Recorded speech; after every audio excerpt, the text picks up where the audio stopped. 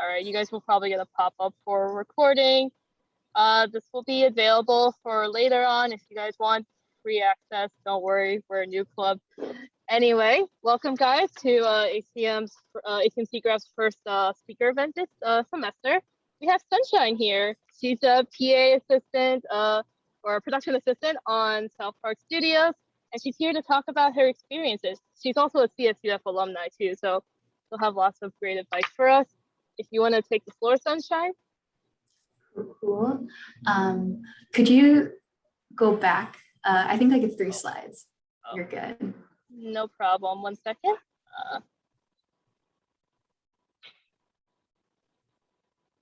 There we go. Okay, so hi, my name is Sunshine. I'm currently a production assistant at South Park.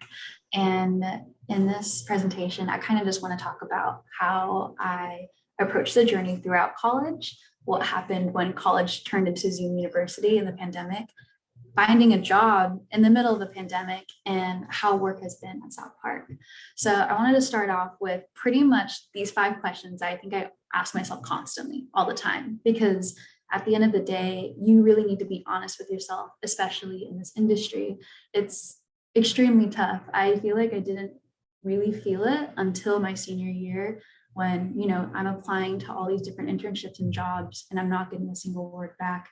And, there's so many talented individuals out there. You are one too, but at the end of the day, you have to be honest with yourself. Like, what are you willing to put a lot of your passion and your drive towards? So constantly ask yourself, what inspires you? What drives you? What pieces of media do you gravitate towards? What do you like to do? And most importantly, what do you not like to do? That will be super key, because knowing what you don't like, it can be a little, jarring and disappointing, but that will honestly save you so much, like either stress or pain in the future when you're looking for a career. I say these questions to create a mental library, because then you'll have a clear idea of what you want to go towards. So you can click the next one.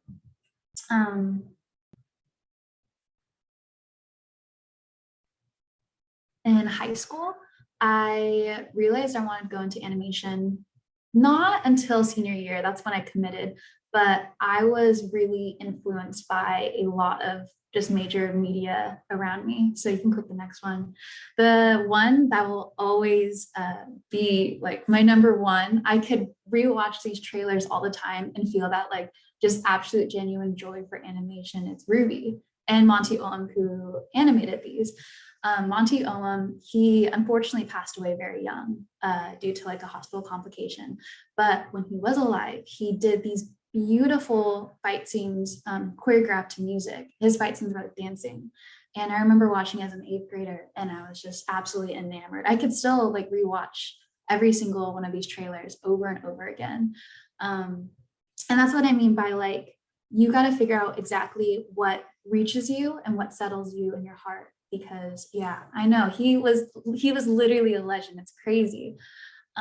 You got to figure out what really speaks to you, because think about it, we all have these dreams of going to the animation industry, but oftentimes it's just kind of like these abstract concepts of like, oh, I need a job, I need money. So Ruby is a great one. You can click the next one. I was also a huge fan of watching shows with my family. So like Amazing World of Gumball, Steven Universe, and Troll Hunters. There are shows I watch with my sisters, my dad, and my mom. And it amazed me that, something that could be targeted for kids can be completely consumed by like every single one of my family members. And we all got along and, made these beautiful memories from it. You can click the next one. And so, senior year of high school, I was like, you know what? I got to commit to something. I'll do it and I'll go to the animation industry. And so this was like kind of what my style was like. I didn't have any idea of like anything about the animation industry. So I kind of just did whatever I wanted. I was obsessed with, like I said, dancing, music, fight choreography. So I did a lot of like painterly, sketchy, kind of like digital mediums for a bit in high school. If you click the next slide. And I ended up finding a class at a different school So my friend and I would travel after school, like 30 minutes driving to take this animation course. It was called Canine Studios. It was a class, like it was an animation program, but they essentially made a mock studio. So there was like a director, there were producers, there were animators, there were storyboard artists. And so my year, we made this short film called UFO. It was about a boy who, finds an alien spaceship that crash lands near him. And he essentially makes friends with an unlikely comrade. So I can, by the way, after this, I can always link you guys to the videos if you want to see. It should be on my portfolio as well, but this helped me figure out what exactly I wanted to do. I dipped my toes in everything, and I was like, well, I like production and I like storyboarding. So if you click the next one, what also drove it home was this animated short won a student Emmy. So I got to go to like Walt Disney Studios, and I got to we essentially just pitched our short. These are like my group of friends, like the girl with the short hair, her name's Mac. She's actually a storyboard artist on Victor and Valentino. She's really cool, and she's working on a bunch of cool stuff. And those were my buds. We made this film together, of course, with like our classroom, but we were like the heads of doing it. And I fell in love with the community aspect of animation. And that will be very important for the future. You need to know what you like, because like I said, when you go into a career, you need to figure out what really speaks to you. So UFO kind of drove home that I love working with people and I love creating with people. You can click the next one. So that means when I got out of high school, I approached college after talking to my cousin. She's a storyboard artist, or was becoming a storyboard artist at the time. And she told me, Sunshine, like I went to Cal Arts and I have a lot of debt. I'm recommending you don't get into a lot of debt, because the less debt you have, the more flexibility you have in your career. What happens to a lot of individuals in the animation industry is when you graduate, you might have a lot of student loans. Hopefully you have your family support. Maybe you don't. Maybe you have a lot of student loans. And sometimes you just need to get the job. Sometimes that will box you into a role that maybe you don't want to actually pursue. So I approached it being like, okay, I need the least amount of debt. I'll just speed run college. It's easy. Getting a degree is easy, right? So click the next one. I went to community college for a year. I'm from Sacramento, by the way. So I went to Casumas River College for a year, and my whole goal was just to finish GEs and gain credits to transfer. If you click the next one, that's some of my work. It's really endearing, actually, because it was a lot of like, I did a lot of life drawing. I was obsessed with life drawing. And then if you click the next one, after a year, luckily I was able to transfer to Cal State Fullerton. And I chose Fullerton. I was actually between San Jose and Fullerton because I was like, I'm going to become a storyboard artist. Like I love sketching, and that's all storyboarding is, right? It's just sketching, right? So I decided to go to Cal State Fullerton. You can click next. And unfortunately, the pandemic happened. And so I was only at Cal State Fullerton in person for maybe 6 months, if I'm being generous. The rest of my year and a half was on Zoom University.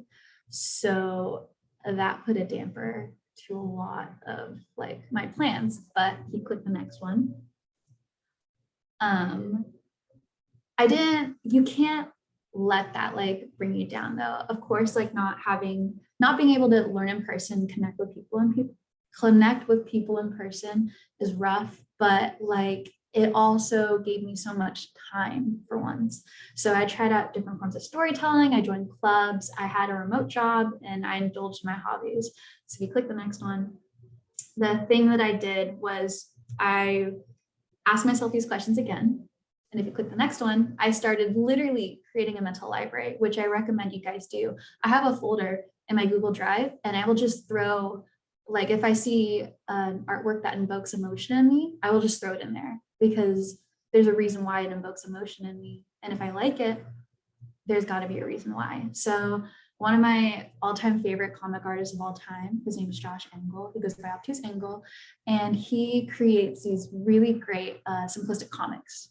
He does not put a lot of like words or a lot of things in these 4 panels, but it makes you feel so deeply and so intensely. So also, I recommend you guys following these people, which is why I'm shouting them out. So Josh Engel, at the beginning of the pandemic, I was like, okay, kind of want to story tell like Josh Engel. Next one. I really want to draw like Ian Abando.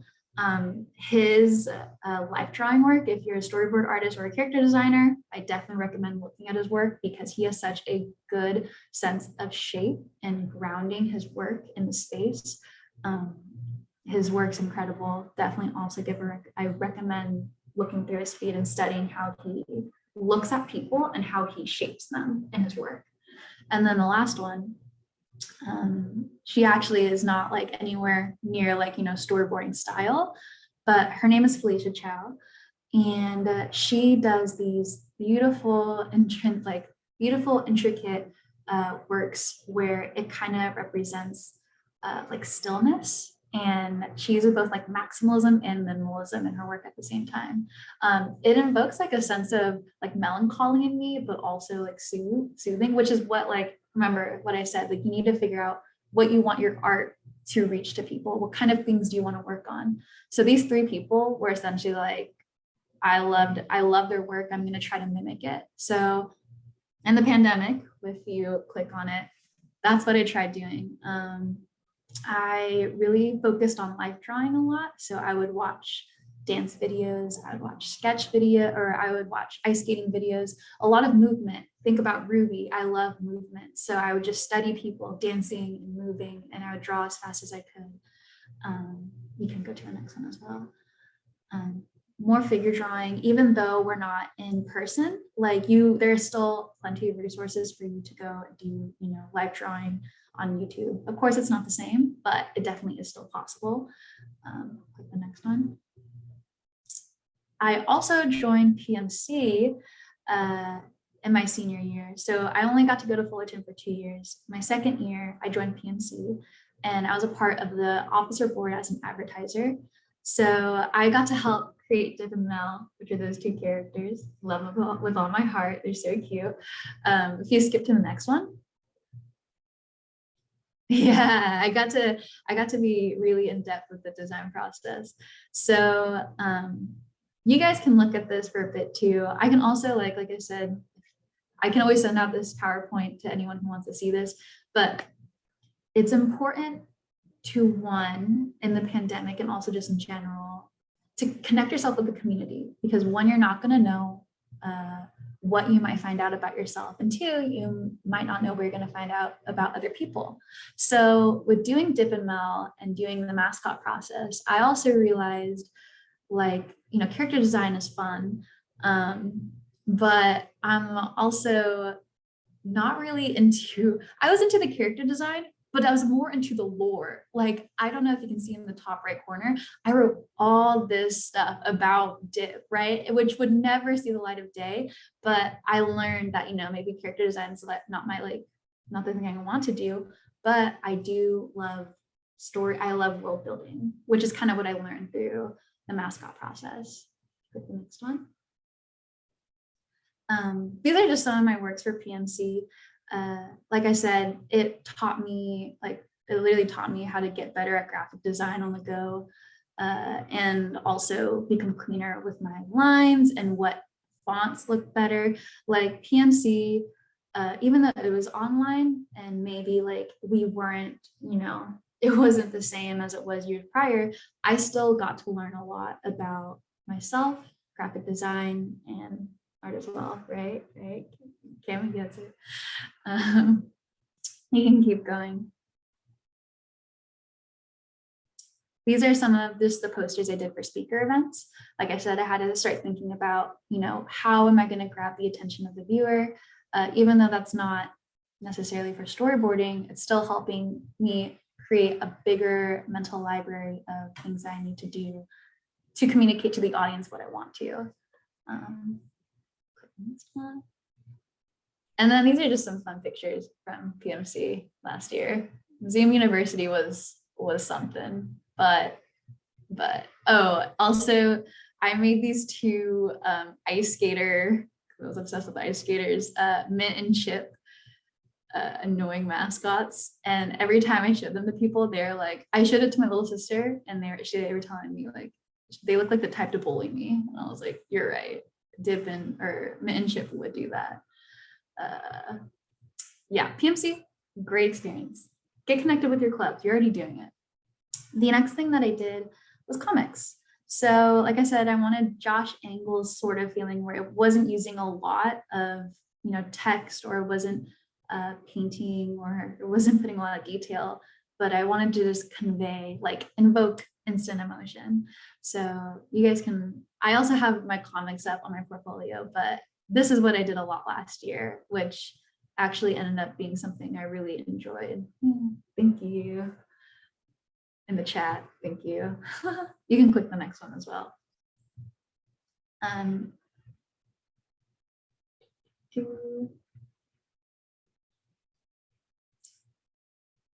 Yeah, I did just a mixture of both digital and traditional. I actually love the feeling of traditional. Digital was easier to convey color script though. I also learned about myself. I hate coloring. It's not fun. So that was something to also categorize myself. Or if I am going to color, it's a minimalistic color. I got better at it too as well. But yeah, color's rough, which is why I was like, I'm going to be a storyboard artist. You don't have to color anything. Keep going. I kept sketching. I sketched constantly throughout the entire senior year.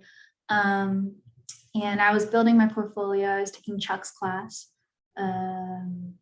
I can't remember what that class is called anymore, but I was taking that class, and I'll share my screen later or send it to Yasmin for you guys to see. But I became extremely burnt out in the course of the year. If you go to the next one, those two pieces were actually indulgent pieces. This is really dorky, but I'm a really big fan of fan fiction. So sometimes I would be like, okay, I'm really stressed out right now. I need to just draw out like a character from this fic. So these are like two characters that I drew, and the author actually contacted me, and she was like, hey, like, I'm going to publish this into a book one day. Like, would you be okay with like me keeping contact? So that was like really cool. Like, one, that she liked my interpretation of her characters, but two, just goes to show like, you're maybe driven and focused on storyboarding, right?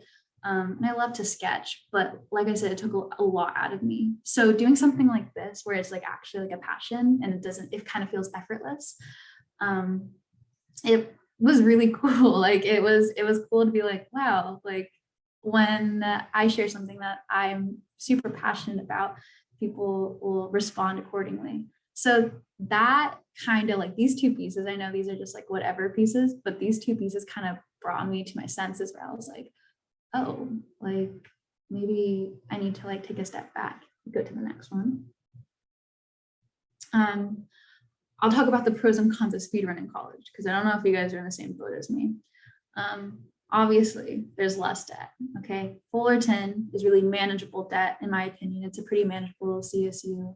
And like I said, more flexibility to the future. You can start working sooner and gaining industry experience. But the cons of that is I was crazy stressed. I essentially, speed ran this program that's 4.5 years into 3. And if you're like bad at time management, if you can't get your classes, there's just a lot of stress involved. And so I say this, like, I don't regret anything that I did, but if you're in a position where you don't mind the debt, or if you are not, if you are in a position where you don't have debt or you don't have to worry about it, just slow down. Don't speed run through college like I did. I mean, it did work out in the end for me, but I feel like it was harder to make, closer contacts with people. It burned me out. Like if you go to the next slide, I just talk about like, I graduated, I did all this work in Chuck's class and all of my other classes, and we're in the middle of a pandemic, and I am so burned out. Like the idea of doing storyboarding was so not appealing to me. And I'll show you later, but you can tell in my storyboards, like you can tell my storyboards from the summer of the year before to the spring, the difference in just the energy that I felt. Like my storyboards were not as fun. Maybe they were technically cleaner, but like I said, it goes all back down to feeling. If you are not being passionate about your work, or if you can't, keep going at like your desk and drawing for hours upon hours on end, and that's like, that at the end of the day is kind of important. Essentially what I did, and I also didn't have an internship. So I was stressed out graduating from college. I'm like, oh my gosh, did I just like, graduate 3 years for nothing? Like, what am I gonna do? But get to the next one. What did I do? I just relaxed. I know that seems very impulsive and sounds kind of just like counterintuitive, but honestly, that is what helped me most. For you guys that are graduating pretty soon, most of you guys have probably been in school for literally since you were kids. So it's just been a nonstop grind since then. And I am like a firm believer. I think you just need at least like 1 month to just kind of like sit with your emotions, reflect on like college and your school, reflect on what you like, what you don't like, what you actually want to do, and not what you think other people, not what you think you should be doing. And take a moment to be honest with yourself, because that in the end is what helped me figure out my next steps. Go to the next one. In July, I was still working I was a graphic designer at the Public Library, so that was my remote job. And I was like, I still have my job till August. Why don't I just start applying to production jobs? Like, why am I narrowing my selection to doing storyboarding jobs that I'm not actually like passionate about? And it all comes back down to like, I know some people are like, you need discipline, but I also think when you're coming out of college, you are so like, you really need to be just honest with yourself. You're so burned out, you're tired. If you give yourself that break, and you remove all the aspects of like what I should be doing, and you just have a drive to learn, a lot of things open up for you. So I opened up production. Why not? And I also started reaching out to people. That was the other thing that I did. I reached out to my cousin. I reached out to my cousin's coworkers. I reached out to different speakers that spoke at for PMC alumni. And I would just kind of ask them like, hey, do you have like any idea of like places I could apply to, or like your suggestions? It was definitely still a nerve-wracking process, but go to the next one. South Park got back to me. They're one of the only people that got back to me. In fact, if you go to the next one, I'll tell you about the hiring process. Oh, actually, this is my reaction to getting the gig. But the hiring process was kind of crazy. I applied early July. It was a Facebook post. Like, it wasn't even like legit. Like, it was a Facebook post with an email. And I was like, this looks like spam. This does not look real. But I applied anyways. I sent my resume and cover letter. And it wasn't till the end of August that they got back to me. So if you think about it, that's literally 2 months. It was nearly 2 months. I was walking out the door actually to apply for a coffee shop, because I was like, okay, I just finished up my Pollock Library job. I've been fun employed for a week. I gotta get to the next thing. But they contacted me back. And so I did the interview 2 days later. And the first half of September was a trial period. Like I said, South Park is very different from other studios. So trial period may look different for any other animation production. But my trial period was a little stressful because they had me come in for a trial day. It was great, fun, loved it. It was just me and the head PA, the PA that's been there. And they told me that Friday, they were like, come back for, a trial week and we'll work with you. So I'm thinking like, oh, got this in the bag. I'm good. I show up to work that Monday and there are 2 people parked in the PA spots. And I was like, huh? I go inside And my task is to go underneath every desk and replace each backup battery system. And these are like 30-pound batteries. And they didn't give me a timetable. They're like, you're going to work with our chief of technician and you're going to do it. And I was like, okay. And the thing is, if I messed up, they had 2 other PAs ready to just hop in real quick. So it was a really stressful period. But like I said, I really enjoy, one, helping people. 2,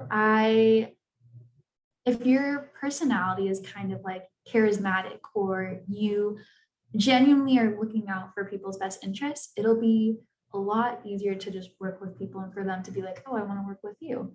So I finished the IT work by Wednesday, then they passed me off to audio, and I finished the audio work by Thursday. They passed me to accounting. Like, these are 3 different things I've never touched in my life, but just having an openness to learn and also just an open mind, honestly, is what got me the job, because they weren't, I talked to my office manager afterwards and she was like, yeah, we weren't going to hire you. And I was like, oh, okay.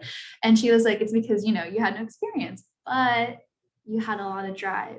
So I was officially hired in mid-September, nearly a 3-month process of just the South Park. And so my recommendation for you, if you're searching for jobs, is 1, follow up.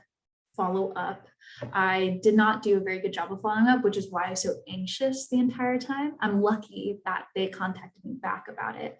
And 2, just be patient and open-minded. I never would have thought I would be working for adult television, nor for a PA position. But if you go to the next one, I actually really like my job. It's a lot of fun. Every day is literally a new day, and I have no idea what's happening the next day. And I'm not even saying in the bad way. It's just there are so many things going on in production where I show up to work, and of course I have my things I do, like my morning rounds and picking up breakfast for the writers. But sometimes they'll be like, hey, someone needs to drive all the way to Northridge to drop off this tech equipment, because most of our crew is working remote. I should also mention South Park is doing a hybrid situation where the main heads, the writers and production, we're all working in the office. So I think that's a group of 25 of us. And the rest of crew is working remotely. So it's still 4 PAs, still a lot of work happening. But and we're also still doing weekly episodes. So the biggest thing I would say, if you're thinking of going into production, is you need to be comfortable with not having a constant. Every day is a new day for me. But I thrive in that situation. Remember what I said about UFO. I love working with people, and I'm really fortunate to have a very great production team and just great coworkers in general. So it's really easy to want to help everyone and find what fits best for people's workflow. The other thing about South Park is the food. Since people are having literally 22-hour shifts, maybe more than that, people are essentially just living at this office. So the big thing for production assistants at South Park is we are constantly making sure production is fed. So that means breakfast, catering. We'll have taco trucks and coffee trucks and ice cream trucks come in. It's making sure we're taking care of everyone at the studio so they can be able to do this work under these like extreme deadlines. And the other thing with South Park, this I will also say might be more common for shows that have a longer, have a consistent runtime. So for instance, a lot of the older shows like The Simpsons or Family Guy, what other shows right now are still running? If they are renewed for multiple seasons, you will have a hiatus period. If you're an artist, you get to take that time off. But if you're in production, there'll always usually be a body at the office. So these are just things to think about. These are just things to think about when you're going into production. It's, I would like to say it's even a little more chaotic than being like in an artist position. Because with an artist position, you're kind of, you're given a task from either like the writers or the storyboard artists, whoever is in front of you. Production, we are kind of just watching everyone from the stand. And if someone raises their hand is like, I need help, we're just running over to them and making sure they've got what they need. So it's definitely, you have to have that mentality to just pick it up. If you don't know it, just learn on the go. You can do it. It works really great for me, which is why I'm really pleasantly surprised about production. And it's definitely given me time to like breathe from storyboarding. And now I'm going back into it with just like refreshed eyes and slowly making my way back into it. That's also the other thing. You guys don't, when you're coming out of college, like don't get hung up on doing exactly what you thought you were committed to. Like something that you said when you were 15 years old, like I want to be a storyboard artist. What you don't know is what you don't know. So when you're 15 years old, you're like, yeah, I want to be a storyboard artist. But when you become 21 years old, sure, you still want to be a storyboard artist, but you now have the knowledge of what it takes to become one. Sometimes you got to, either come to terms with that, either be honest with yourself. Do you want to do that? Or maybe be like, oh, I want to take the time to kind of work on it and learn about other things as well, because it can. That's the beautiful thing about the animation industry. There's so many different jobs and so many different places and companies you can work for. So I would just say, if you're a senior, it's stressful and that's perfectly valid. But as long as you're honest with yourself and you keep applying yourself to things, like just keep applying, you're gonna be okay, I promise. If you go to the next one, I think this is when I talk about resumes. Yeah, I'll talk about, I don't know if you want me, that's kind of like just the laydown of me from like high school to South Park. Do you want me to talk about like resumes, or do you want me to go to Q&A, whichever works for you guys? I guess I could go through like the basics of resume, and if people have like more specific questions, we can cover that during the Q&A. Cool. Okay, so for production, it's not really a portfolio. My portfolio did help make me a more interesting candidate for my line producer, but it all came down to the resume. And I was really fortunate to have someone look over my resume for me and critique it. So this is my spring 2021. I put story artist down with like no story experience. So I would say when you're doing a resume, unless you have experience pertaining to like what you're putting as your title underneath your name, don't put the title down, right? Like if you're applying for an internship or PA job or for any job, unless you have like, you're specifically applying for the job and you have experience relating to that job, that's the only reason why I would recommend you doing that. Otherwise, like I should have nixed out the story artist position. I mean, it's straightforward, but it's not very visually appealing. It will maybe if my experience was actually like heavy set, it would attract someone's eye. But for the most part, this is like, if I'm applying to internships, this would just be a pass. If you go to the next one. This is my summer 2020 resume. I also want to talk about logos because I feel like logos and resumes are always debated about, and I have the answer for you guys, okay? If you are applying to internships, absolutely use a logo, because internship like recruiters, they already know, you are either fresh out of college or you're in college, so you're learning, okay? The whole fact of the matter for an internship resume is literally attracting their attention because they go through so many applications every single hour, every single day. So I know some people are like, use a logo, don't use a logo. Use a logo if you're applying for an internship. And this is also like, had multiple industry professionals tell me about that. So you can make it like, obviously still make it clear to read, but you are absolutely fine to use color, use a pop of color, use a logo. I would also recommend I didn't have a website at the time, or I think I did, but had no theme. So I would recommend tailoring your resume to your website, so people just remember easier, in an easier manner, like, oh, this girl like has purple in her resume. She had a purple website. It's sunshine, right? Little stuff like that will get you. It's all about just like sparking that point. The cons to this resume is, one, I did not do a good job with the margins. So that already shows like unprofessionalism to a recruiter. And two, I used literally the worst font. I think I used Rockwell. Why did I use that? No wonder I didn't get an internship summer 2020. Like I should have just known. Should have showed this to more people as well. I only showed it to like, I think Laura Neal, and I think that's it. So get more eyes on it. Next one. So spring 2021, we're finally getting somewhere. This matches my website. My website has a black theme with yellow. So people are like, oh, sunshine, yellow, duh. It's a lot better use of like space.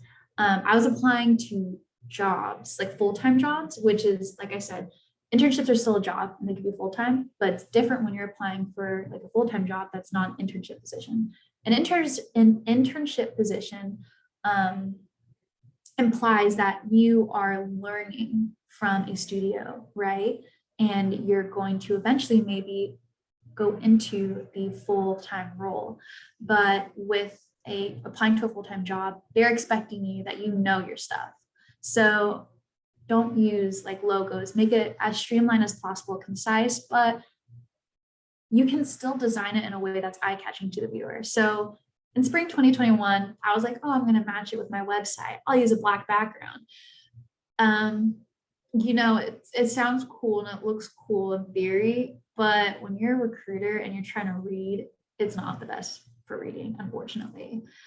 So what I recommend, I think my biggest flaw was using a black background. It was hard to read. I think if I honestly just switched it to a white background and used black text, would have saved me a lot of trouble. Get to the next one. I know branding is difficult. Now, this is the resume that got me into South Park. I had a lot of help with tailoring it to, what's it called?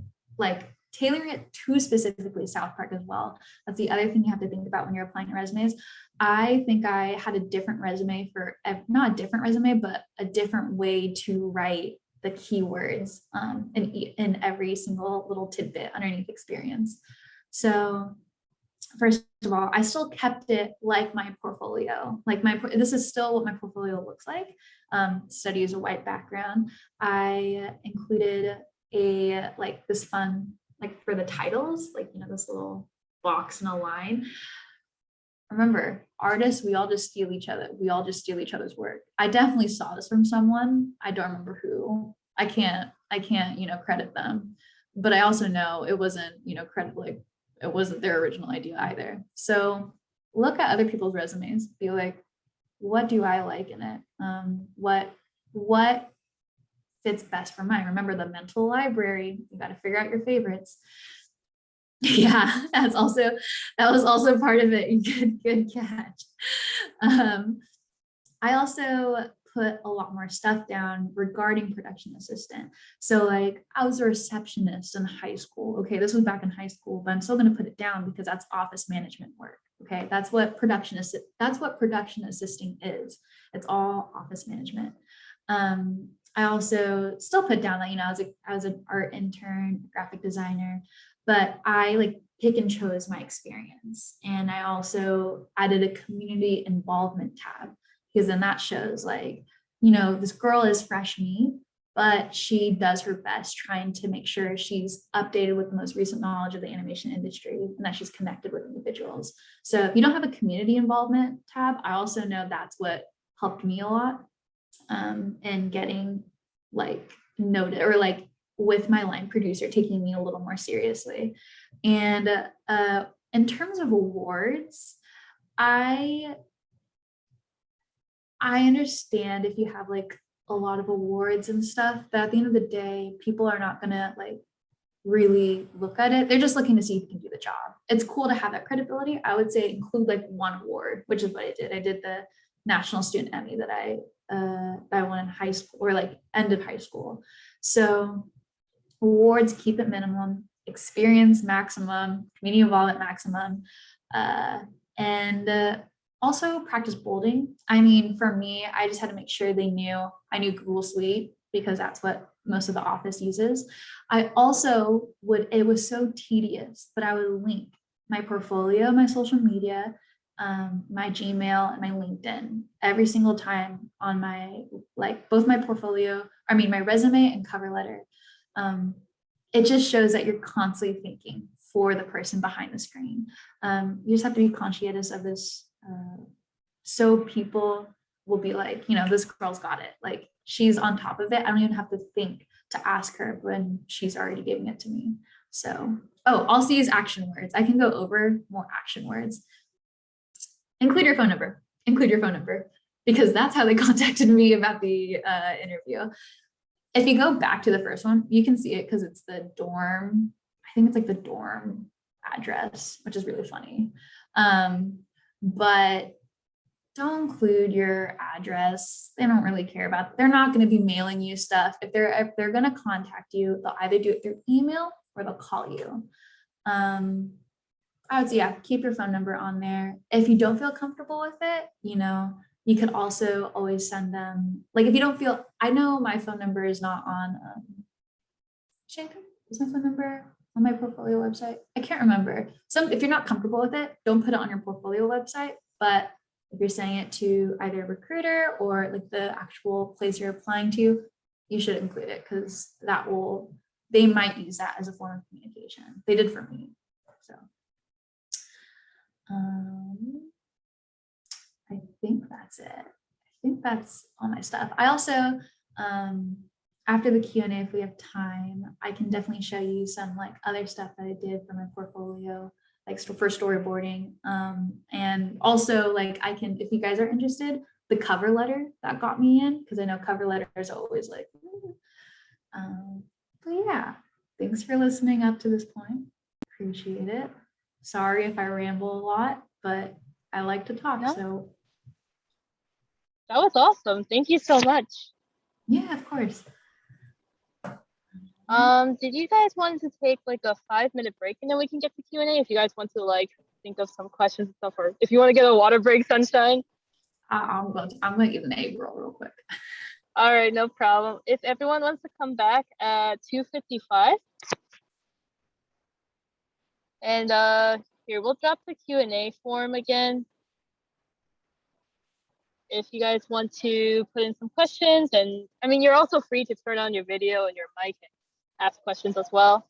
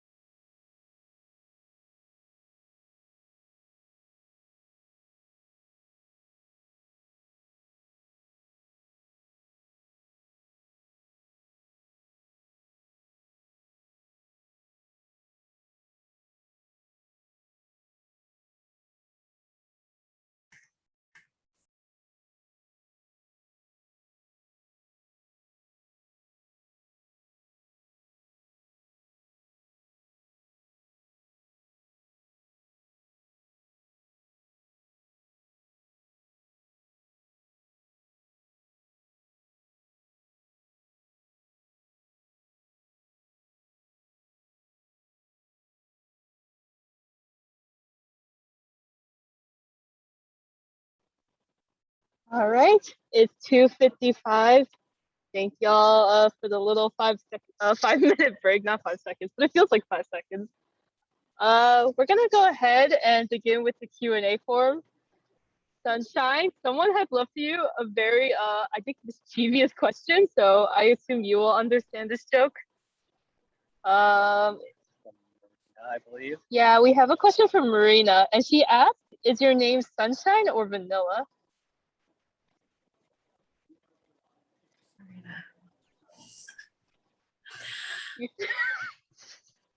Are you getting bullied? Did I just bully you by accident? We're next question. Well, you have to provide a little context. I mean, okay, all right. Unless Marina would like to come in and speak on your behalf. Marina, you want to speak, huh?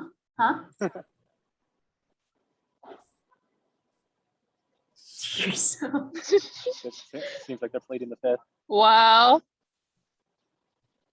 All right. Here, let me go ahead and ask the next question. It's from Carolina. So there's a couple questions here. I'll just go them each in order. Would you say that your production job has helped you organize yourself and helped you find your best working routine? That's a good question. So I think now I have a better sense of routine, but if we're jumping from like, the routine I had in the pandemic, which was, it was just working from home, to now I know some production assistant jobs are remote, but in person, like it was as if everything was back to normal. So it was a bit of a learning curve. It probably took me maybe 2 or 3 months to get adjusted to a better routine. But I think now I definitely have a flow to everything. I think if there's anything I'm more conscious of, it's how my work affects someone else in the office. So if I don't do my mileage or my time card, that directly affects accounting, which affects people getting paid, so you have to kind of figure out, okay, what's the priority? And if I want to make other things a priority in my life, what am I willing to give up? So it'd be like, I know we don't get sleep in college, but it's different when you got a job.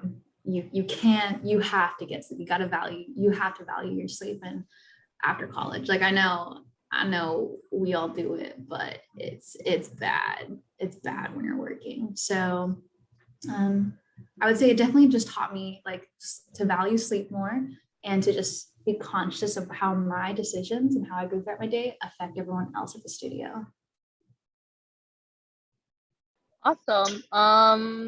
To top that, the next question is, you mentioned that you were slowly going back into storyboarding right now. What kind of steps are you taking to do that, to kind of go back into your passion? Comics, always comics. That's kind of how I think that's the core to myself. I think if I even don't, I definitely do want to go into storyboarding, but I do eventually, I would love to make my own book with all my comics I've made over the course of time, just because I think those are probably one of the most honest reflections about myself. So whenever I'm I get overwhelmed with storyboarding, I will just go to a comic. And then the other thing that I've been doing is, like I said, you have your passions. I love reading fan fiction a lot. I'm really unabashed about it. I will literally make animatics for scenes in a fic that I'm reading. So that's kind of how I'm getting back into it. I'm just doing stuff that's fun to me. And I know I love sketching. I know that I love storyboarding, but you got to do it. I think I needed to do it in a more financially secure place first. So that's kind of where I'm at right now. I totally get that, by the way. I think it's definitely always difficult to get into something you want to do when you're busied up by a million other things in the world, and suddenly you're well, I'm not sure if I exactly want to do it, because you're yeah, a lot of anxiety. I kind of learned I still love storyboarding, but I also like taking care of myself. I also like you know, having my, like being able to take care of myself, having my own apartment, having, you know, paying for like things I want to do. And so being a production assistant is kind of like a chiller version of college for me. Like I'm still, you know, making money, I'm still in the industry, but now I can learn at my own pace. I feel like in college, you are being thrown with all this information constantly at you. So now I literally like, I'll just sit and I'll be like, okay, I just want to work on a comic. And I'll just work on one comic for a week. I don't push myself just because why do I need to? You know, I'll take it at my own pace. And eventually, if I start drilling out comics like I did before every single day, then I'll start doing that. But you just have to be honest with yourself. I was gonna ask, just because I was like thinking about it too, since you're going into storyboarding. I know because you said your crew mostly works from home. It's kind of like you don't have like most of the team at the studio, but like, do you ever get chances to like learn from the storyboard artists that work at South Park? Because I've seen some of their work, and I know they really turn out the storyboard sequences fast. Yeah. So the thing with South Park storyboard department is essentially it also doubles as the art department. So any character design you see, any new outfit, any new face, any new background, it all comes from the storyboarding department. So if you were to apply for like a storyboarding position at South Park, you would also need to have a great sense of perspective, drawing quickly to make these backgrounds and these character designs. They do it all. It's really intense for them. But and I will say they also have the highest turnaround. So the thing with South Park is a lot of my coworkers have been with the same studio for the past maybe like 8+ years, 13+ years, or since the beginning of the show. The storyboarding department has a very high turnaround rate because it's a really intense position. I thought about it myself, like, you know, I could always like, you know, start just being like, give me tests. Like I'll just do a storyboard test. But it will definitely, if you don't have a good sense of like being able to churn out stuff super quickly, it could easily burn you out. So the storyboarding department, I get to look from afar and see the work they do, but it's intense stuff. Yeah, I was gonna say I remember watching. I mentioned the documentary before the chat, but I remember literally seeing them. It was like a footage of them working at like 4 in the morning at the studio, trying to like finish like everything. It was crazy, but it's cool stuff they do. Oh, more people are coming in. I want to go ahead and ask a third question from Carolina.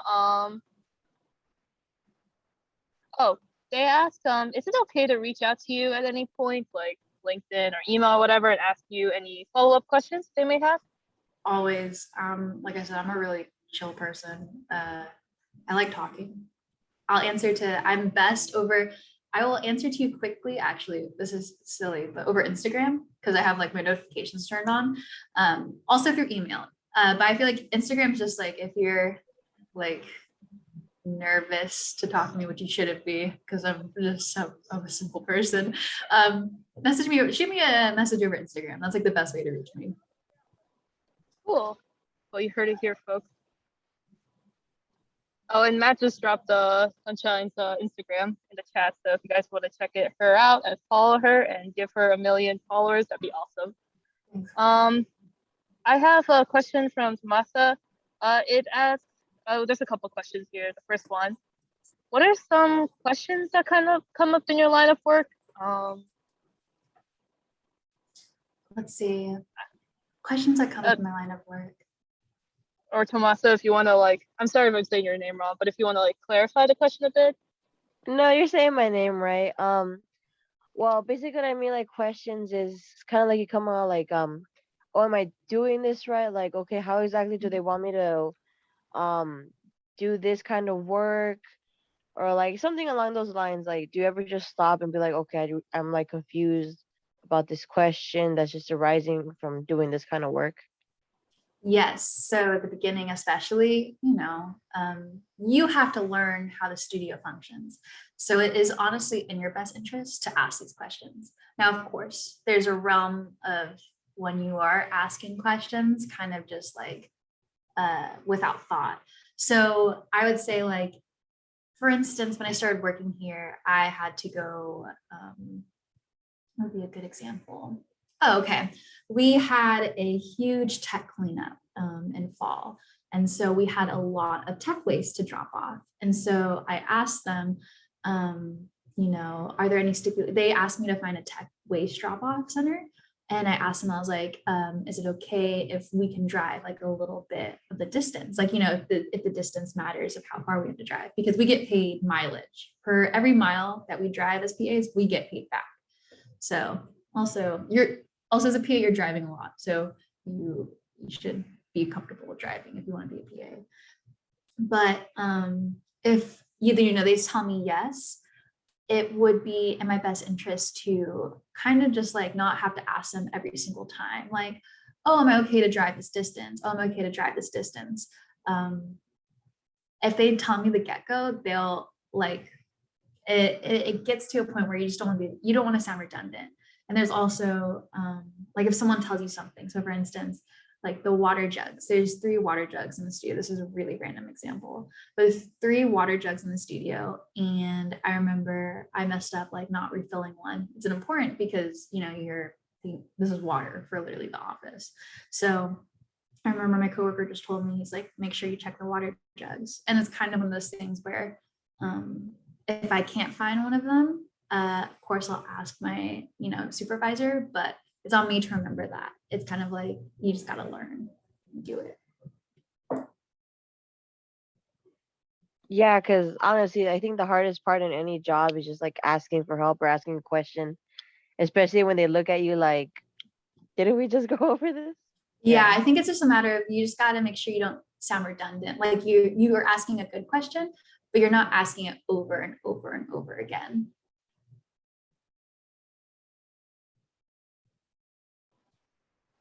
Cool, and I'm gonna go ahead and ask your other 2 questions, Tomasa. What are some questions we should ask yourself when going into this line of work that don't really get asked, be it professionally or personally? Are you okay with, oh, sorry, I was going to say. Oh, no, go ahead. I was going to say, are you okay with an inconsistent job schedule? Like I'm going to have 6 months work and then 6 months hiatus. So what that means, I'll be transparent about it. I get paid, I think half pay during the hiatus season. So I'm still, getting paid by South Park, even though I'm not working fully, but that is still like, 6 months of just kind of like a break, which is kind of crazy. Like, it's still kind of crazy to me. It hasn't happened yet because we're still in production, but I tell my siblings that, and they're like, what job do you like? What is your work? Why are you getting this break? I also work extremely long hours though. So like these past 7 weeks, it's just been like nose to the grind. I will have, let's see, like the 22-hour shifts where on Tuesday nights, the night before the show is due, or the day before the show is due, everyone will just stay at the studio and we'll just work through the night. Are you okay with that? Like you gotta ask yourself, am I okay with the inconsistency, the unpredictability of it all? And if you can say like, yeah, or maybe you need to try it out first and you learn like, oh, I'm not okay with that, then at least you know what you don't like. It all comes back to those 5 questions I'm telling you guys. You just have to be honest with yourself. I was actually going to ask on top of that, for those 22-hour weeks, do you get paid overtime? Because I know there's like some laws around that. Yep. So I wish I could tell you how our accounting team does it. I have no idea how they make it work, but I get paid overtime for that. Also, if I work the 6th and 7th day, my rate goes up as well on the 6th and 7th days. So it's kind of like, when we're in production, I make like, I'm still a production assistant. I don't make like, not tray money, but I still make like a good enough amount where I'll be okay in those 6 months of hiatus. That's kind of what I'm learning with how this production schedule works. Cool. All right. Yeah, I was always curious. I had a friend who worked as a character designer at Nick, and she talked about how like I said, it sounds like your experience is pretty good with it, but she mentioned how like they wouldn't pay overtime and she had to deal with their accounting team regarding that, even though she was doing overtime character design work. So I was always just curious. They take the overtime seriously here because like I said, we do a show in 1 week. It's like you can't demand your workers to like, pump out this one show, and if like they have to work overtime, not pay them. Oh man, that would be like woof, especially with these deadlines. Yeah. It's crazy. And here's the third question I have. Are there any like you ever have like moral dilemmas or questions that come across like in your line of work? If so, what are they? As in like questions that I ask, like my suit, like I guess like my production coordinator, or I guess like general morals or ethics. Masa, if you want to expand on that. morals and ethics. Yeah, because morals and ethics. South Okay. Park, like Yeah, I love yeah, when you yeah. can just go for it, but like sometimes you gotta question yourself, like I gotta not get involved in that or something. I think what you have to remind yourself, especially when working for adult television, is oftentimes it's a satirical representation. Of course, I'm a firm believer of like everything you say, there's a little bit of truth in it, but you also have to come to terms like they're just trying to get a gag, they're trying to get a reaction, they're always trying to get a laugh. So sure, there are things where like, I'll be like, really, this was the gag that we used, but also it invokes an emotion. I don't believe in it, obviously, but like, I don't believe that is right, so to speak, but it's funny. Like you kind of walk this line with South Park. And it's really funny. I should show, I don't know if I have. They have all their advertisements throughout the years hung up around the studio.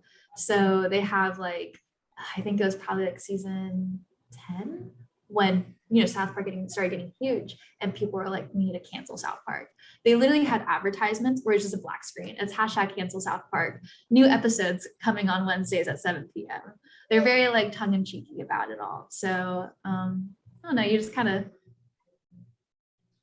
I'm not the one writing it. I'm just the PA, and they do their fun work.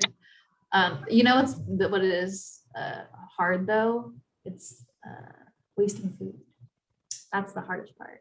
I clean up the meals and I see how much food is wasted, and I'll be like, ooh, that's where the real morals come in for me. I'm like, oh, I wish I could save this food, but I can't. So You're not allowed to bring it home or anything? yeah, you can bring it home, but there's still food left over. Like we can't, there's rules where we can't, just donate it to the homeless and everything. So, cause it's open container.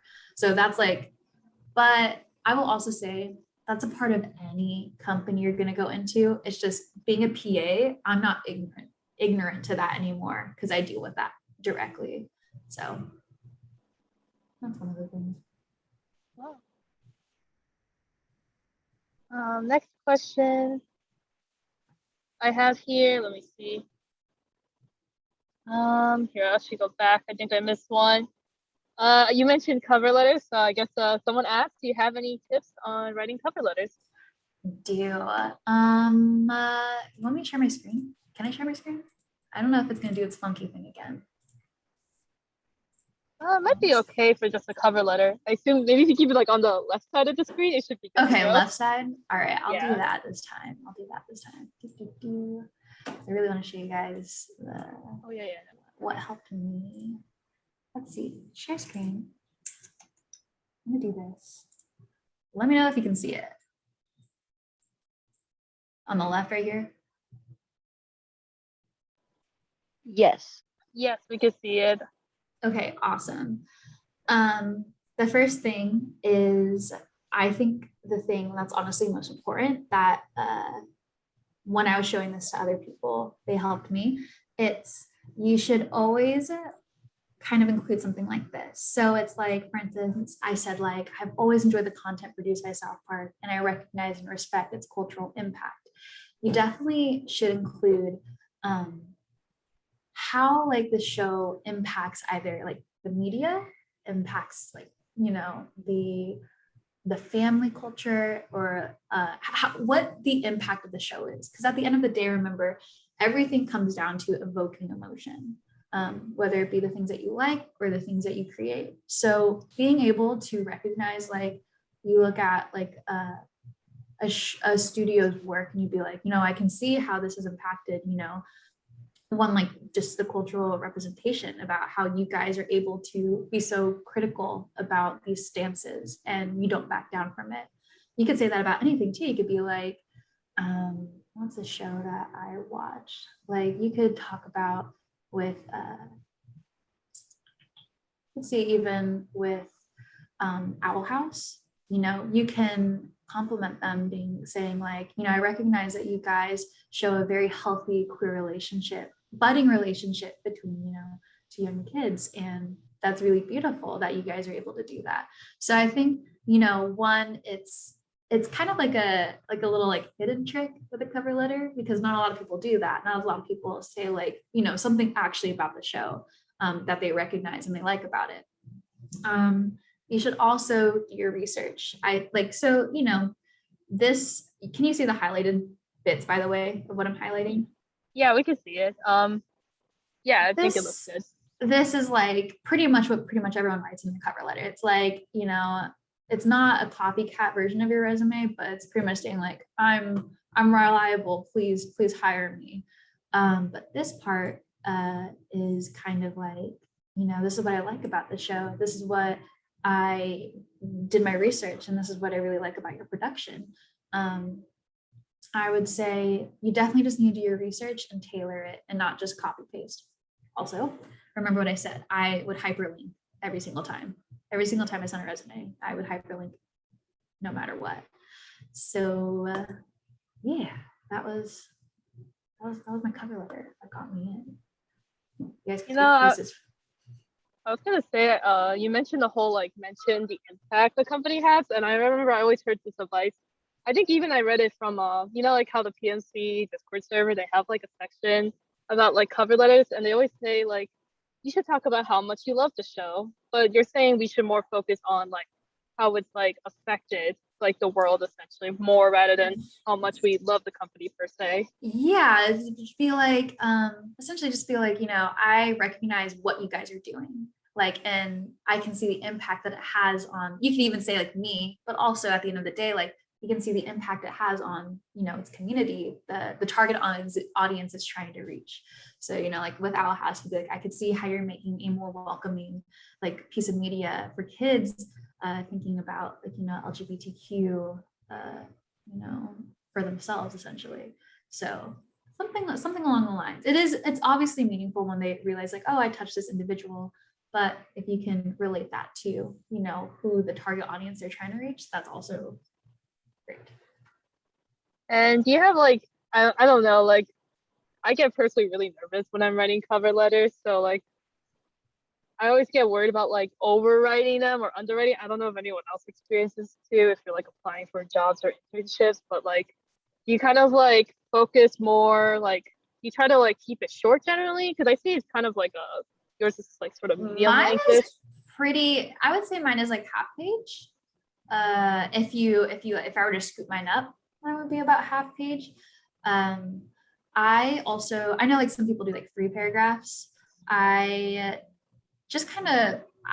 show this to a lot of different people. And the general consensus is that, they look at the beginning and the end. So, I just made sure I included, like, I'm in office management and I am familiar with it. If they read this part, cool. But if they see, like, I admire the production's ability, right? Like, if they kind of see, oh, this girl was in office management, she has a degree, and she understands how her studio works. Like, she's done the research for it.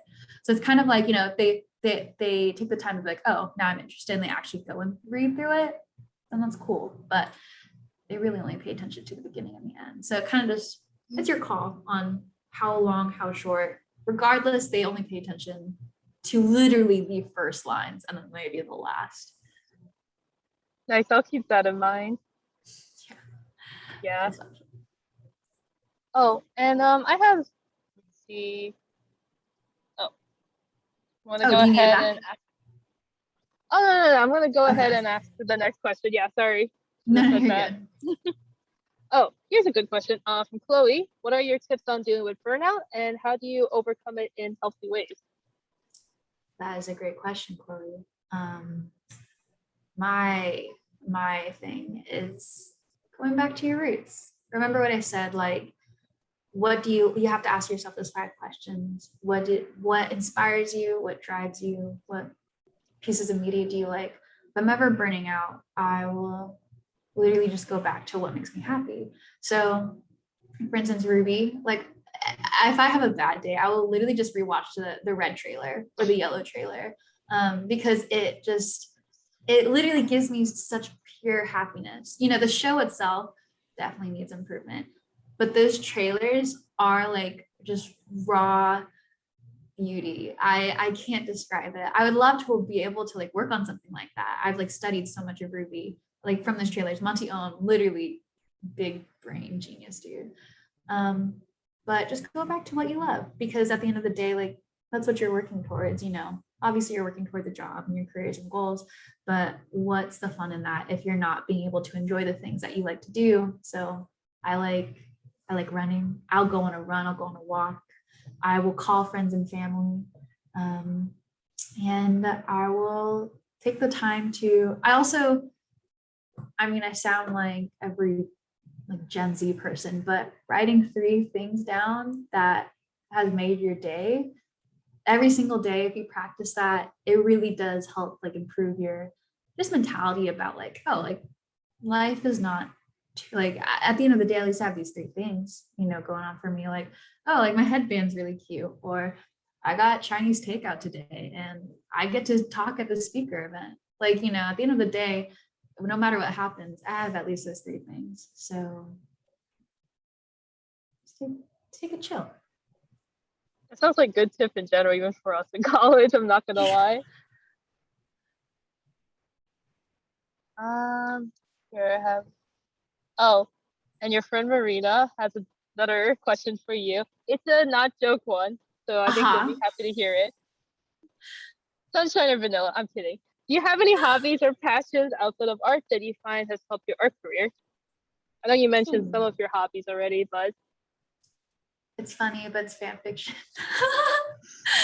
I'm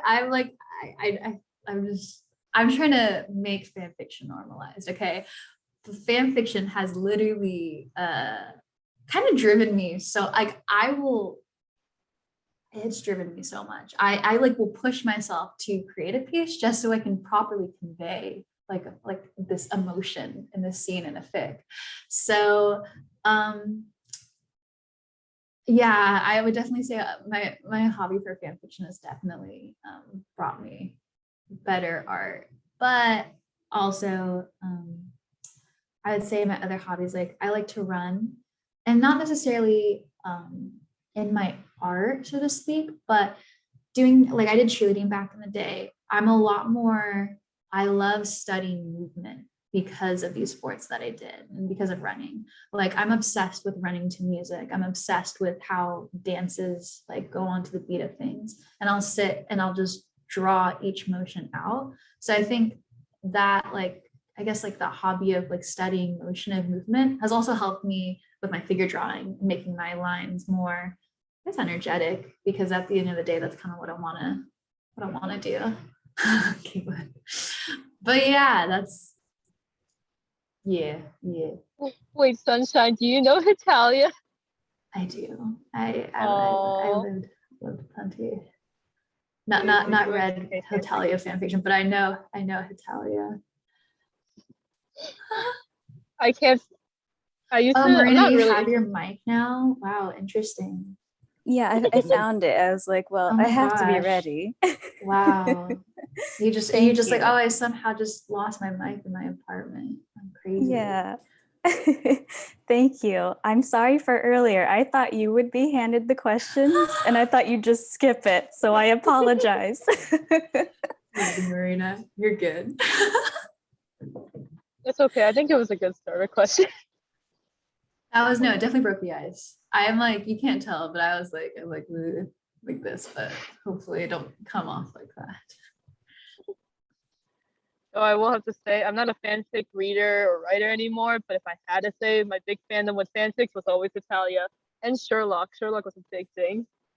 I'm a huge like My Hero Academia. I read so much My Hero Academia fan fiction because the universe is really interesting.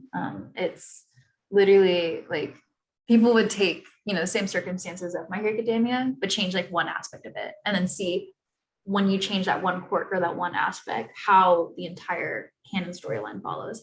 It's just, I like world building. Like I said, that's also, you remember, you gotta be honest with yourself. I love world building. Like Dune, great. I know people were bored as hell in that movie, but that was like everything that I've ever wanted in life. That first hour and a half, just show me desert jumping people. Oh my gosh, that was so cool. Are you into things like Mad Max and stuff like that too? They have like really Yeah, cool lore. I love seeing how people will survive in non-livable environments. Like that's so interesting. And the made up technology for it. It's super cool. Plus the aesthetics for those worlds. Just Yeah. Yeah, Carlos. all right. I'm gonna leave the kind of the board open if anyone wants to answer or ask any questions at this point. You guys can just either unmute yourself or you can leave it in the chat.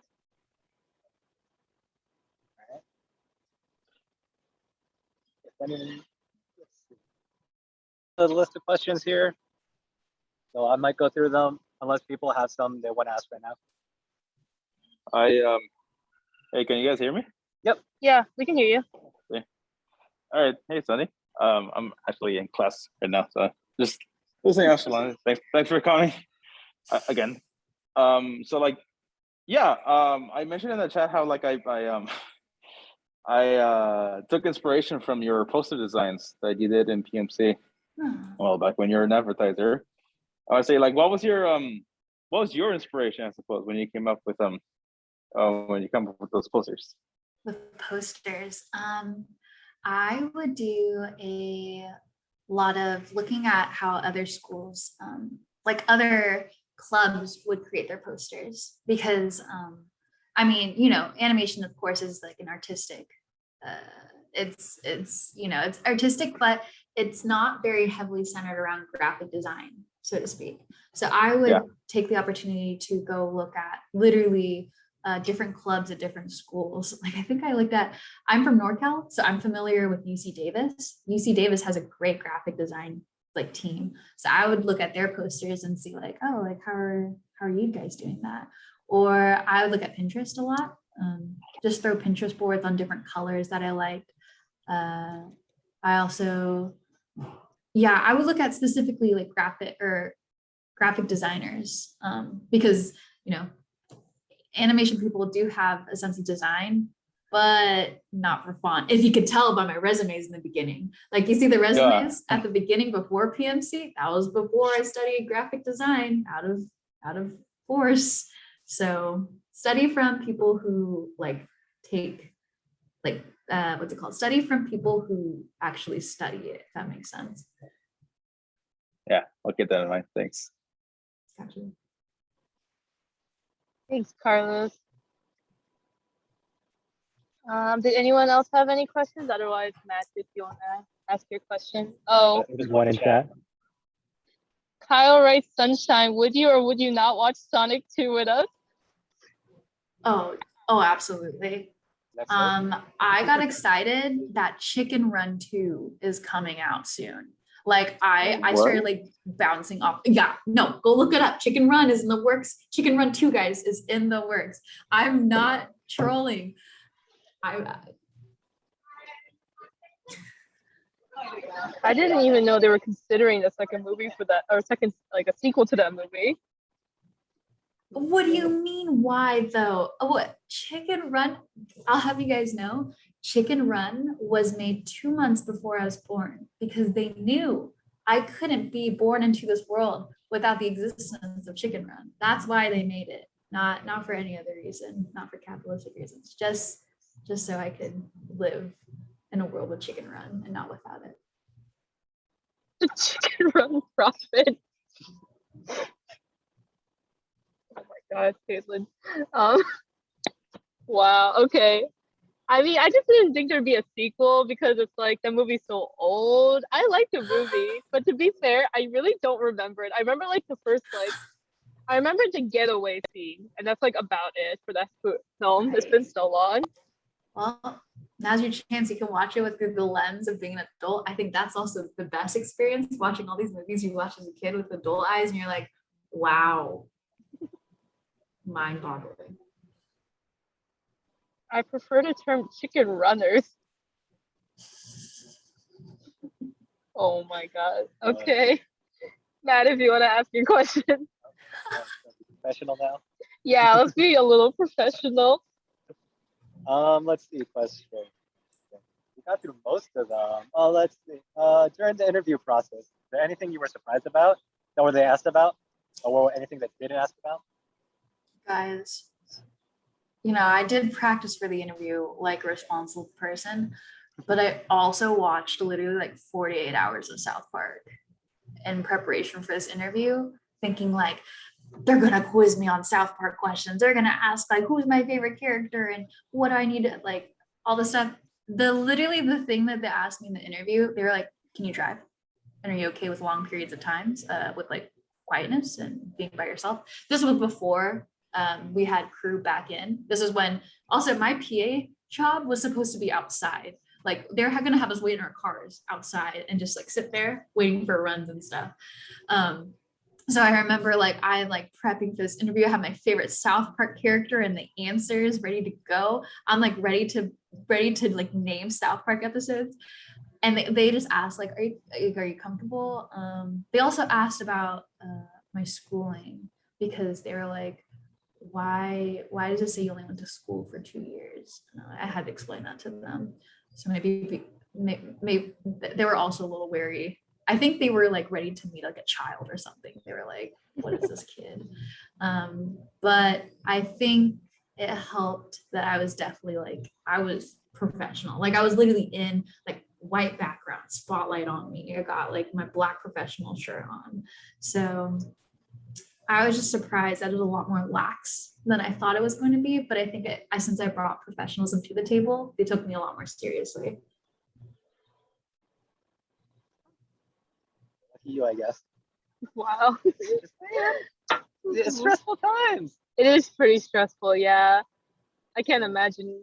Well, it's like, I don't know if I guess since it's your first job out of graduating and stuff, but I guess in the future, if you did plan to work on other productions and stuff too, I guess interviewing in person might be a little different, right? Because I heard they used to do like the studio tour and a bunch of other stuff around it. Yeah, I did mine over Zoom, but I took it like I was going to like a studio. Like I literally was like, I was in pants, I was like in heels, like it was a whole thing. Like I was so stressed after this interview because, oh man.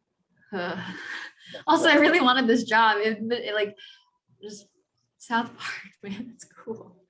Yeah, It's sick. it's a dream job. Really. So shocked when I heard that you're a PA for South Park, to be honest. So shocked. So happy for you too. Thank you. I'm very grateful. Like it's really cool every day. There's like hard times, but like I said, I have a good production team. So we're all looking out for each other. Nice. All right, another question. Let's see.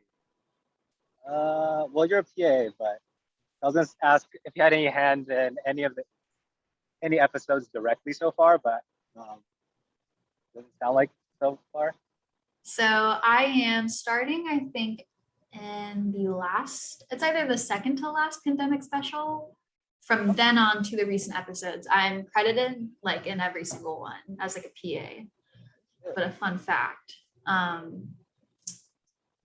with the episodes, the writers have to get into the mindset of the episodes. So I don't know if you guys watched the recent ones, but like the first episode of season 25, it was about pajama day. And one of the runs that the PAs had to do was we had to go to like printing pals, like this professional printing place. And we had to print these like door labels that says pajamas required and no formal attire allowed, pajamas only. And we were sticking them like outside the studio. Like our landlord got upset because she was like, "You can't do that." And we were like, "Yes, we can. We pay for it." So it's cool to see them get into the mindset. They had an airsoft episode, and Trey bought himself like airsoft BB guns, and he'll just shoot them in the studio. Like I'll hear like da da da da da, and I'm like, Trey goes again. Also in episode 5, there's a horse. This horse has silver hair, and the horse's name is Sunshine. So Oh my God. You're in. So I'm in. I've made my cultural impact. I'm a horse, guys. So, but it's stuff like that. Like they take, they literally, it's cool to see them take their surroundings. It's cool to see him pitch something and it being like in the episode, like a day later. Like I watch him do it in retakes, and I'm like, I listened to you make that joke, and now it's already animated and it's in. It's a crazy production. I feel like it'd be very hard to find another like professional studio that does it. I'm sure you could definitely find like smaller studios that does something like this, but in terms of like something, it's definitely out of the norm how they do everything. But it's fun. It's cool. Wow. Okay, I have to ask. I'm sorry to interrupt. Yeah. This is the least professional question I'm going to ask as a fangirl. How are Trey and Matt in real life? Like, talk with them. I have to know. I'm glad you could. So Trey and Matt, Stan and Kyle are based off of them. Yeah. They're literally Stan and Kyle. So like Trey's actually, he's such a kind person. Like he's one of those like really, it's kind of endearing because he's really awkward. Like he doesn't like staring at people, and if he does, he's like, oh God, like, oh. But he's a very like kind person. That's like the best way to describe him. Matt, I haven't gotten Matt. He like works half remote and then half inside the studio, but he is he's always playing his guitar. Like if I'm hearing guitars coming from the writer's room, it's like, Matt fidgeting, like everyone's always fidgeting. The way Matt fidgets is like he plays guitar.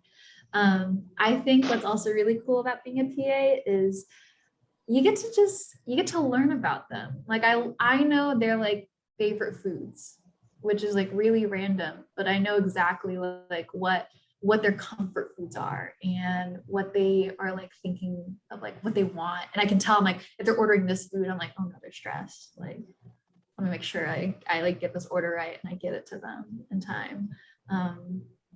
They're very cool though. It's really cool to watch them in the process of making it, because I think a lot of people in the studio like this, they just have 2 modes. Like they either have working modes, they're just like laser focused, and then they have like chill mode. And I think with Trey, it's interesting. His like chill mode, he's kind of like awkward. He kind of reminds me of a little sister, like a little awkward, a little like, oh, like I have like this nervous energy. But when he's when he's pitching in the writer's room, he's totally in it. Like he's doing the voices, he's like laughing and very excited. So I think it's just cool to, like I said, production is just all about learning to see what makes production fits best. And I think if you're interested in that, like if you like helping people, learning about people, production's really fun in that sense. Like I think that's why I have such a good time. Like I just get to learn about everybody. Wow. That's so cool though. I feel like, well, I guess since you said you guys are like only 25 people, I imagine you're just like seeing everyone around like literally like all the time during production, right? Pretty much. I mean, like we are in our we have like a production office, and we're usually in there unless someone needs us. But I've pretty much like met everyone, like all 25 people, and they all know me. They bring their pets. That's fun. Sometimes they bring their pets. I'll run, like, because I like to run. I'm like, can I run with your dog? Let me run with your dog outside. Oh, I have a question here from Kyle. I didn't want to like miss it. Where do you see yourself going after South Park? Would you want to be a PA for another studio? Yeah, that's a really good question, because being a PA at South Park is so different compared to like other PA stories. So he's the assistant office production coordinator. There we go. He's worked on, he's been a PA everywhere. Like he's been a PA for reality TV, movies. Like he was a PA for Big Brother, Hell's Kitchen, Drunk History. Like he's done it all. And he describes like South Park as so different than how like usually live action PA work is, or even other animation studios. So I think it would definitely be like, if I am going to pursue production as like the career that I actually want to keep like working towards, because production, I will say, it kind of comes seamless to me. It works with my personality.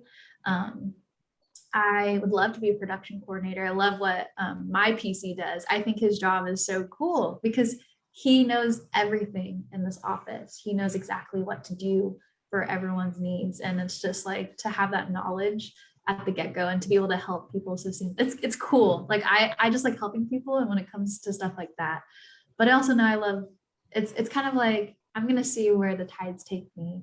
I definitely want to try for production coordinator. I'm probably going to definitely stay at the studio for like quite some time before I jump to another studio, just because I'm also lucky, like for people going into, I'm sure you're aware of it, but everything's streaming now. And that means, you know, most like runs and most seasons, you'll be working with them for maybe 6 months to a year before you have to jump onto another thing. And, you know, like oftentimes your coworkers will be like, I want to work with you again, and they'll hop you onto the next one. But like, I think South Park's and a couple other like animated shows, I've been here since like the 90s, are some of the only ones left where it's like, I could work at South Park for like a hot second for sure if I wanted to. That's like what I'm really fortunate about. It's like cool to have a choice like that. So Yeah, it seems really exciting. You have a lot of options. I think they'll be. Well, you said you had a hiatus. Could you theoretically work at another studio during that hiatus period? hypothetically, yes. We still have to have like a person at the studio. So for instance, I might take like 1 month, and then the other 5 months I have off.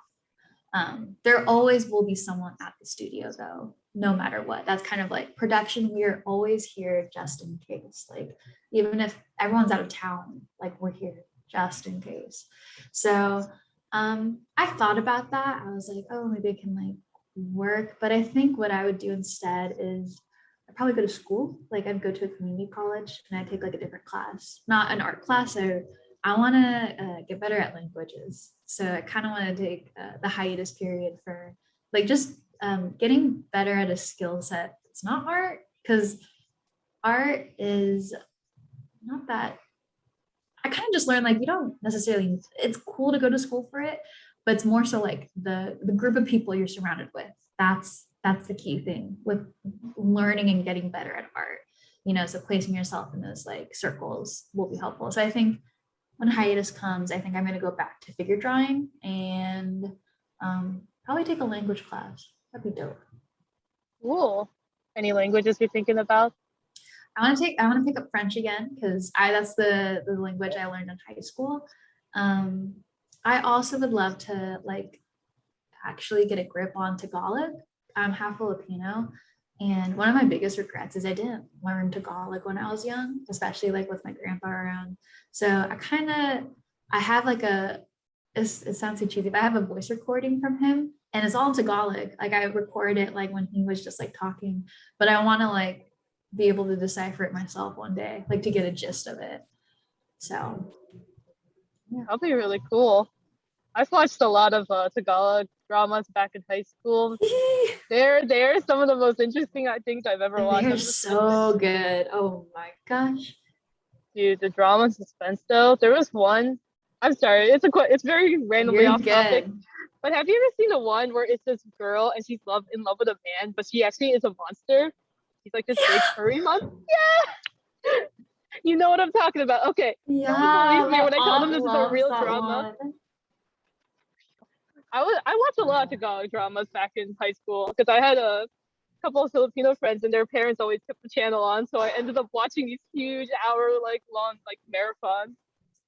Yeah, my aunt, when I lived with my aunt in community college, I would be playing like when I come home, and then I ended up eating dinner, and then I would like watch from afar and be like, this is ridiculous. And then we'll switch between Tagalog and English back and forth and be like, okay, at least you're doing that for me, thank you. But yeah. We have a question, another one from Marina. Sunshine, since you like to collaborate with others, have you ever wanted to direct a show or film in the future? If so, what genre or message would you like to share with the world? That's a good question.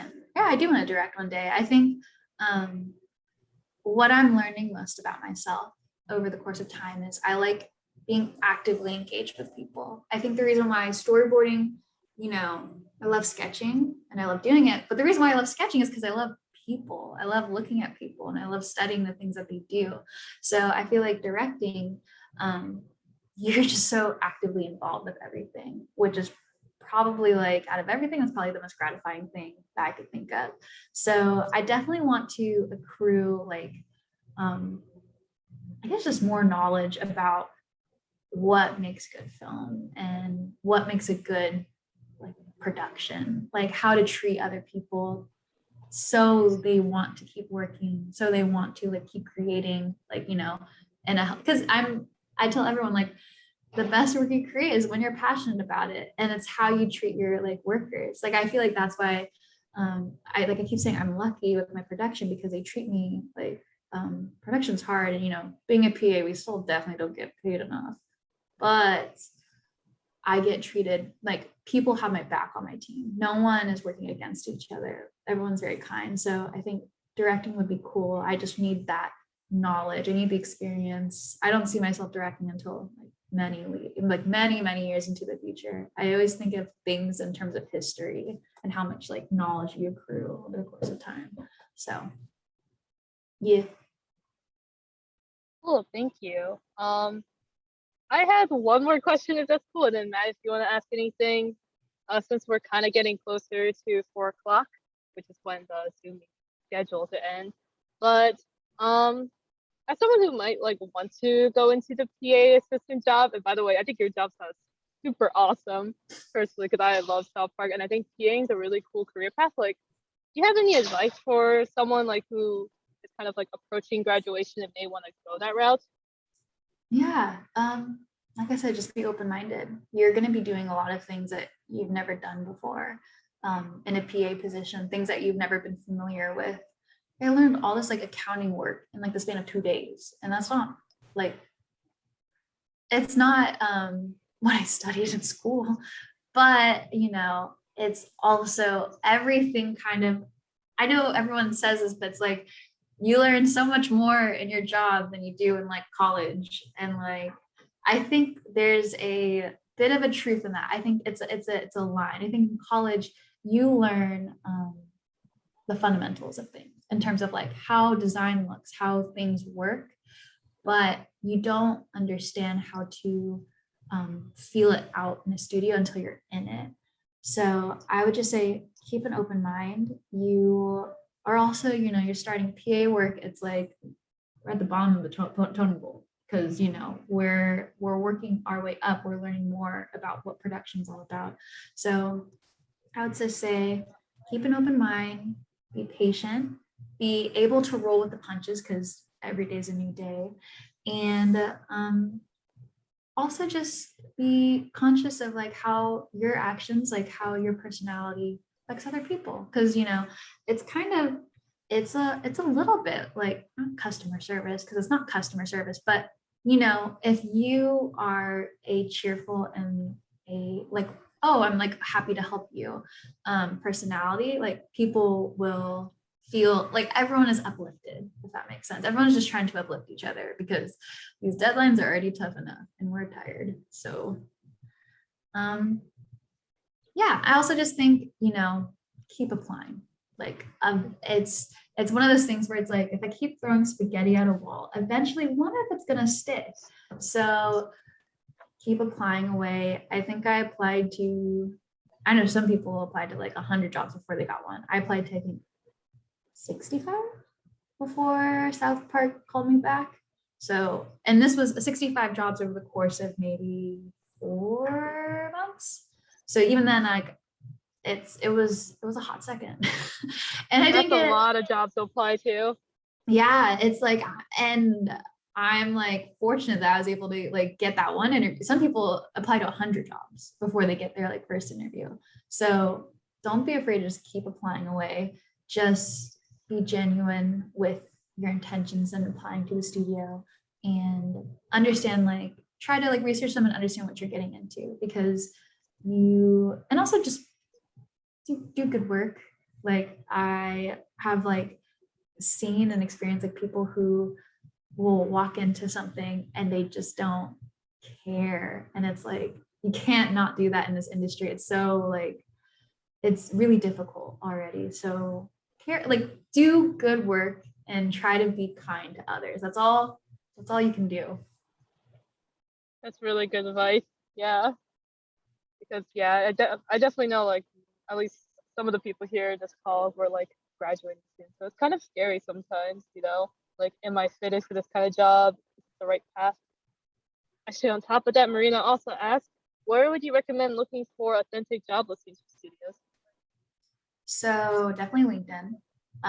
LinkedIn is a little bit sometimes late to the studio game, but I think LinkedIn is a good way to find studios on your radar.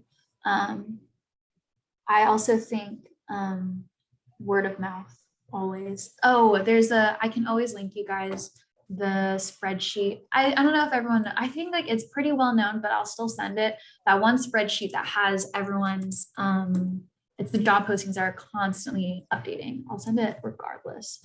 I think I know which one you're talking about.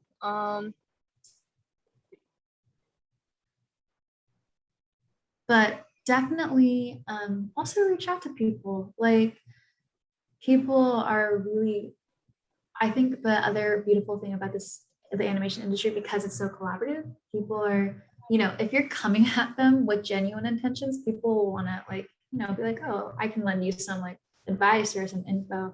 Of course, reach out to them in a manner that's not like that sounds like you're obviously like, hi, I want to connect with you. It's just being like, hey, like, just be genuine, being like, hey, I'm a fresh college graduate. This is what I do. Be like, I'm a fresh college graduate. I'm looking for studios that I want to apply. Do you have any recommendations? Or, do you know if your production needs anyone? And oftentimes, like, people will shoot like a short answer. Maybe they'll want to get like, like a Zoom coffee and call. As long as you're genuine with it and you're not sounding like you're trying to, like, network, if that makes sense, where you're like, I'm obviously just trying to talk to you so you remember me. And you can tell when someone's doing that. Comes off. Just be genuine at the end of the day. That's really good advice. Yeah, because I feel like the word networking gets passed around so much these days. It's sort of kind of lost its meaning. It's I've seen it where people, it's just, a lot of this industry is like who you know, obviously, but if you are coming at it with honest intentions, people are going to want to help you, is what I feel like. Yeah.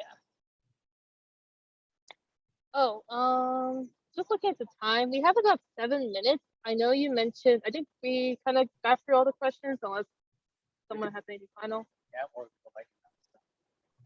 or I was gonna say, Sunshine, you mentioned you had stuff you wanted to show potentially. Oh yeah, I'll show you some of my storyboarding stuff that like storyboarding stuff that you can tell where like I was having a fun time with it, and storyboarding stuff where I didn't have a fun time with it.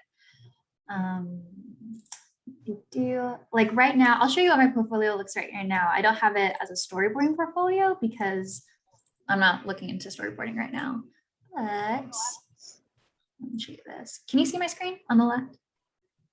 Yep. Yes, we can. Okay, so let me show you my website first.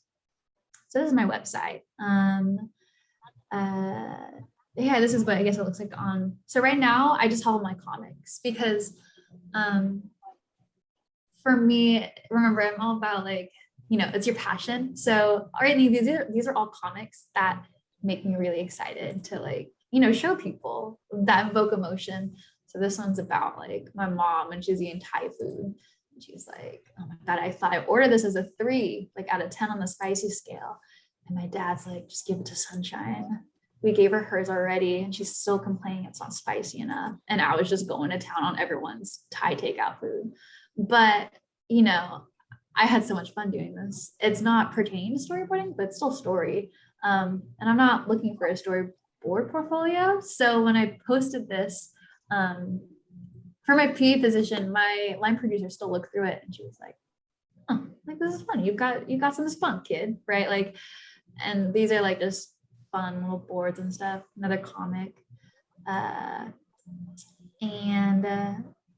break mine down. It should be portfolio. I would recommend also breaking it down like this. Like, I think film's also really cool. This tryouts film, it's a 30-second short. You guys can watch it on my, what's it called? You can watch on my portfolio if you want to. But here are the boards for that. And you can just tell I had a lot of fun with it. It was my first time like kind of boarding, and you can tell like, I love Ruby. I like these ridiculous action sequence shots, and I was really excited for boarding this, and it was a ton of fun doing this short. And you can feel it, like a lot of people loved this short that I did on Chuck's class. I also have a storyboarding portfolio for him, and my storyboard portfolio was still decent, but it didn't have that same like flavor, that same pizzazz, because I was so focused on like, okay, this shot I have to make sure it's above like chest area. This shot I need to make sure I'm introducing all elements into the staging. You can just tell I started getting tired. Like I just, especially let me see this. Yeah, like even though maybe my boards are technically cleaner and technically better, like I just wasn't having as much fun with it. So now it's just like I'm taking this is more boards and stuff I did previous semester. That was a lot of fun. Sketches. Chuck always, I don't know if you guys are interested in storyboarding, but I also think it's wise to have like your portfolio website, but also something like this where all your boards are on here, so you can, let's say the Nick Artist program comes up, you can just send that off. You don't have to think twice about it. You have everything, you have all the pieces there. So yeah, I'm also, don't take my words with a grain of salt. I come at everything with like, I'm not here to make a lot of money yet in my life. I'm just kind of taking my time with everything and going with how I feel. So right now, like I love storyboarding, but I don't love it when I'm doing it for 9 hours a day and I have to like keep, adhering to someone else's, essentially like someone else's vision, and it's not mine. I'm just not there at that moment in time. I don't have that patience to do that. But I was honest with myself over the summer. I am excited to like help people though. And so right now I really like production. I can always, that's the other thing, like, in college you feel like, oh my gosh, I need to make my start like right here, right now. Like people change their jobs all the time in this industry. You learn from each job that you take. So I think I definitely came to a peace with like not having to do the thing that like, oh, I think everyone should do. I look at the storyboarding portfolio still and I'm like, nice, like I did that. But I am also completely okay with where I'm at right now and what I'm learning and what I'm doing. So you kind of just have to come to that. You got to figure out what drives you. Where's my 5 questions, guys? What inspires you? What pieces of media you gravitate towards? Like, what do you like to do and not like to do? It's so important. So you can end up, in a position where you're excited to go to like work every day, or you're excited to help be a part of something that you believe in.